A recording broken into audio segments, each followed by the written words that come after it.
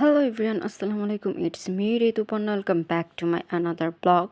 আর এই ব্লগটা ছিল হচ্ছে আমার কিছুদিন আগে রোজার মধ্যে আমরা সব ফ্রেন্ডসরা মিলে ইফতার করেছিলাম। বেসিক্যালি রোজার টাইমে ওভাবে তো বাসা থেকে বের হওয়া হয় না, আর ফ্রেন্ডরা মিলে একসাথে এভাবে ঘোরাও হয় না।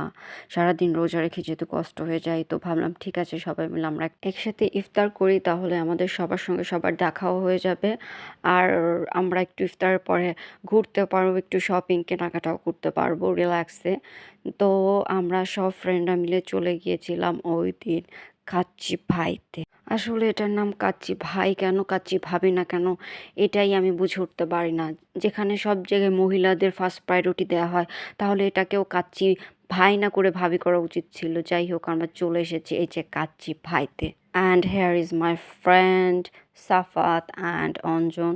দুইটাই মোটু সেম ভাই ভাই লাগে, যদি ওরা ভাই না, ওরা বেস্ট ফ্রেন্ড। আর আমার এই ফ্রেন্ডের মধ্যে একটা হচ্ছে ম্যারিড, সে হচ্ছে সাফাত, আর এটা হচ্ছে সাফাতের ওয়াইফ। ও দেখতে অনেক কিউট, মাশাল্লাহ।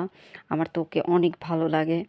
তো আমরা বসেছিলাম কাচ্চি অর্ডার দিয়ে ওয়েট করছিলাম আজানের জন্য। আর আমার ফ্রেন্ডরা আমি সবাই মিলে গল্প করছিলাম, অনেক মজার মজার গল্প। যেহেতু অনেক দিন আমাদের দেখা হয় নাই, তাই অনেকের অনেক গল্প জমে গেছে, যেগুলো আমরা সবাই মিলে বলাবলি করছিলাম আর অনেক মজা করছিলাম।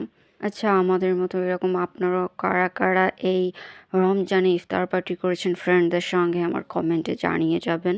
আর এখানে আমার ফ্রেন্ডরা আমার বিয়ে নিয়ে পড়ছে, যদি কবে বিয়ে করবি কবে বিয়ে করবি। আর আমি কাঁদতেছিলাম যে কেন আমার বিয়ে নিয়ে তোদের এত প্রবলেম কেন, তোরা আমাকে দেখলেই বলিস কবে বিয়ে করবো। আমার বিয়ে খাওয়ার জন্য ওরা সবাই ওয়েট করছে। আর আমি ওদের বললাম আমার বিয়ে খাইতে হবে না, তোরা আপাতত এই কাচ্চি খাই হচ্ছে ঠান্ডা থাক, আমার বিয়ে না হয় পরে খাস।